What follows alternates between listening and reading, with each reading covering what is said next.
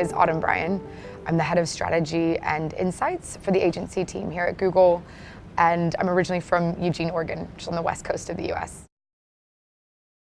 So I've been in London for 11 and a half years. So I think I was interested in moving abroad just to experience culture, travel, a bit of a launch pad to easily get to other countries.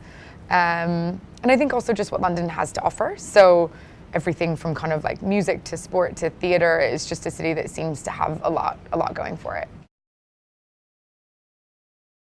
I guess like there's a definite regional difference. So here in London, all of our kind of clients and customers sit in a very similar space, where in the US they're dotted all over a massive country, so there's a lot of travel in order to see your clients.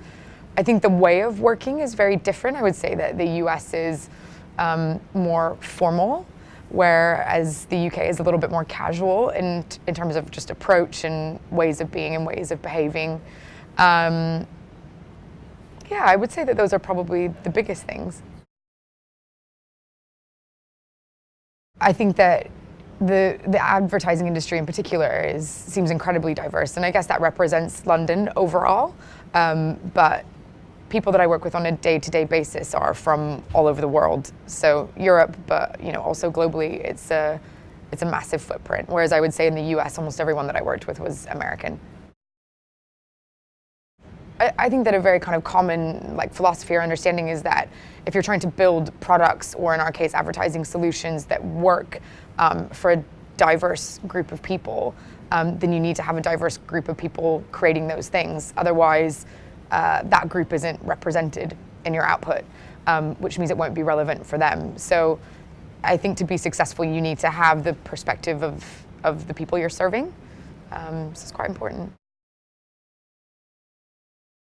The UK is, and London in particular, is seen as a hub, right, for Europe in terms of our industry and what we do and the type of work that we output. And I think it's a really central part of the culture of this industry and what it is that we do. So I almost kind of can't imagine a world where it didn't look like that, if that makes sense.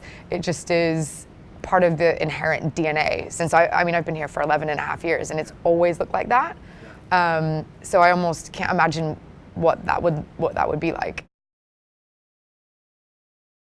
Yeah, so I think absolutely it'll lose business and influence to other hubs.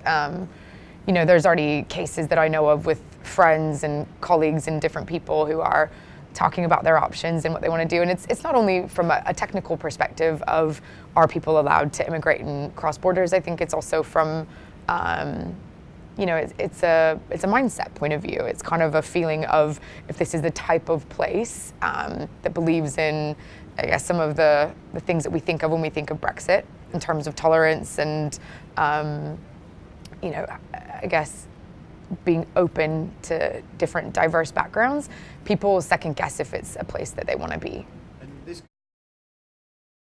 From a technical standpoint, that's something that needs to be clarified, right? So my flatmate is Spanish. She's in the UK on a European passport. She doesn't know what the situation is going to look like for her post-Brexit.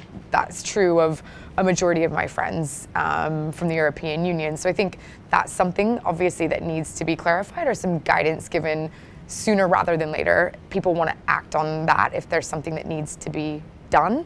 And in the lack of knowledge, they're probably going to start doing that anyways, based on what they think might be able to happen. I think that there's a definite role that London can play in terms of appearing to be open, right? So you hear people like Sadiq Khan talking about London being open for business. I was in Piccadilly Circus the other day, and there were signs everywhere talking about London being for everyone and being a very open place. So I think messaging like that, the way that people are speaking on social media, I think all of that, puts forward a strong message, even if the technicalities of immigration and what people can and can't do aren't finalized. Not be the same.